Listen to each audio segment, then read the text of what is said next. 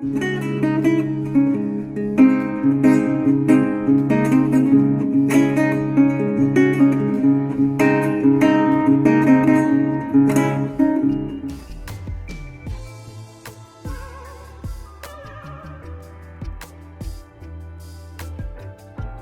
day that goes by, every day that passes by, that Umar Johnson is not fulfilling his promises that he made in the past. The law, whom has been paying close attention, will have more charges to file. Don't think for 1 second that they aren't paying any attention. And don't think for another second that they already know that he has not acquired this building. They already know this. As a matter of fact, I mean, listen, this is so simple to do. All you have to do for you non-believers, all you have to do is just contact who actually owns the building. Just a simple question. Does Umar Abdullah Johnson actually own, or has he acquired this building from you, the real owners? And I'm pretty sure they're going to say no. They might say, well, he has interest in it, but as far as, actually paying us for this, no, he hasn't. It's as simple as that. I mean, And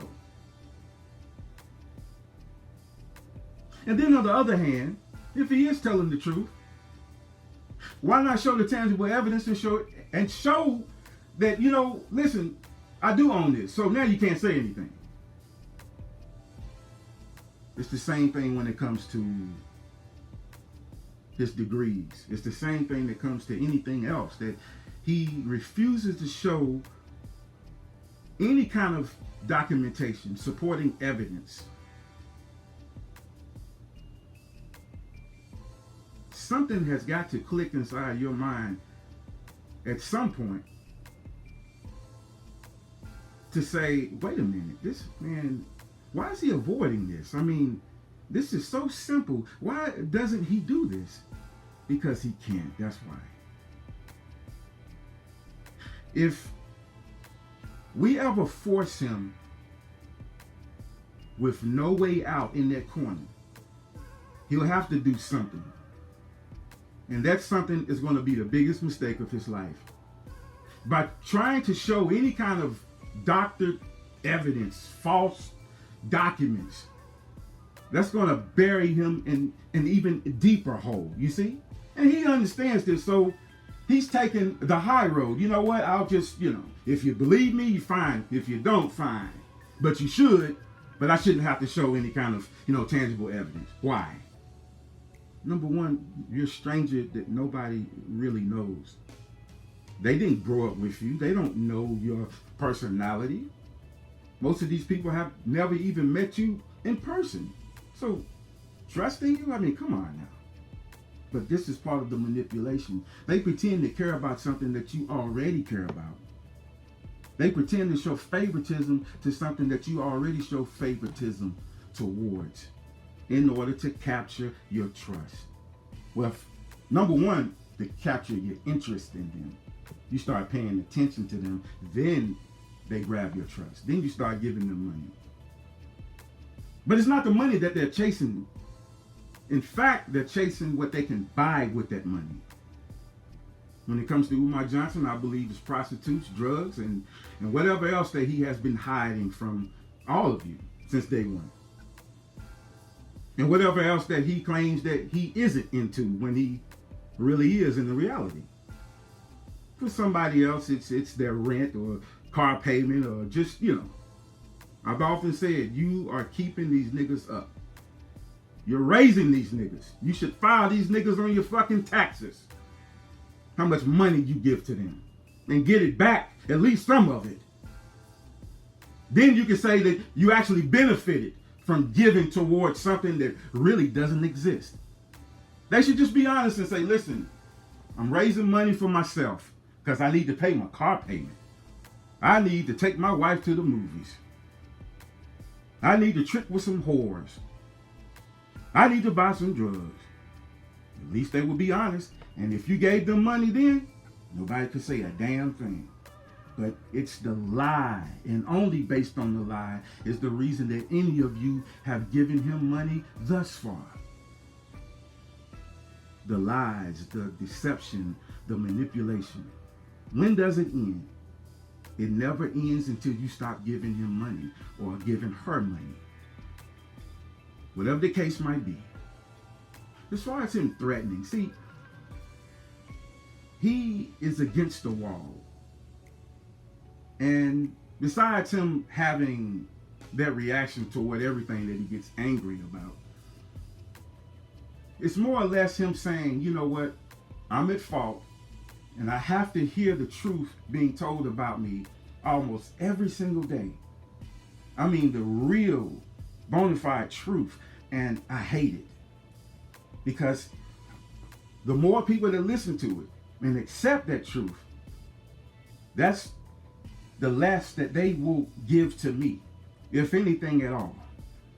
And that's going to make my pockets empty because of the truth being told. So he wants to try to scare us away. But you can't scare us away with the threats. We'll be here tomorrow, the next day, and the next day. You keep lying, you keep manipulating, you keep stealing and thieving. We'll keep telling the truth. We only tell what we see and what we can prove, not what we believe or think that it really is. Ladies and gentlemen, we all have a warning system. I've discussed this plenty of times. It's up to you to actually use it. It's that early warning system that lets us know that something isn't right about a person, place, or thing. If you don't use it, you'll be sorry. And some of you have already been sorry that you didn't use it, that you didn't pay any attention to it. This is real. It's not made up. It's something that we are born with. And when you learn how to really use that ability, I'm telling you, it's like you're a fucking superhero.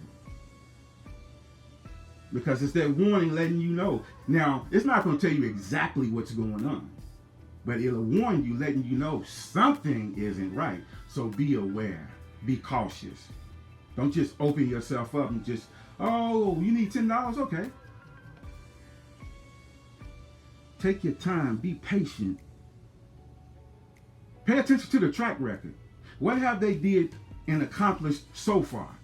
Oh, nothing? Oh, well, I can't give you no money based upon your track record of nothing being did by you that can be accredited to you. What have you already accomplished? And you're asking for money, even after 10 years, 15 years? So you should have so many accomplishments. Each one of these people that you give your money to should have at least 10 accomplishments.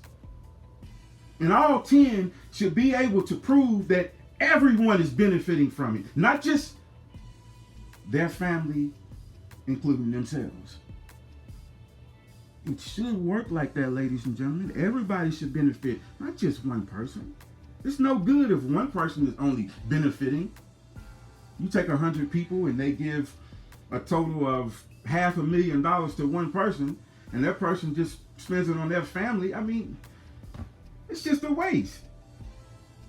And then you continue giving money just as somehow you've been led to believe that they are doing something.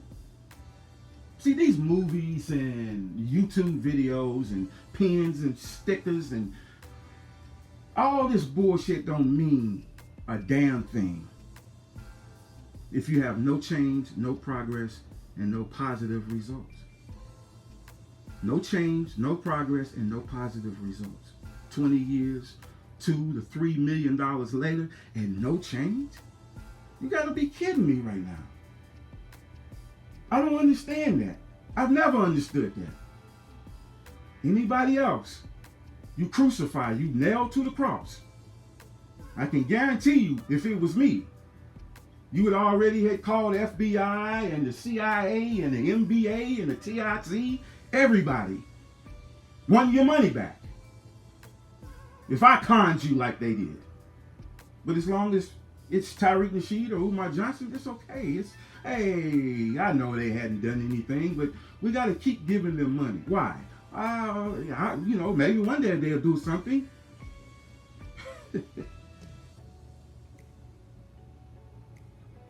Sometimes I feel like I'm having a conversation with elementary students.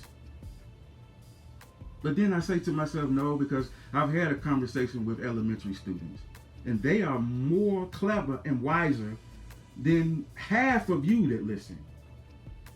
That's not an insult, that's just the reality. They're smarter than you are.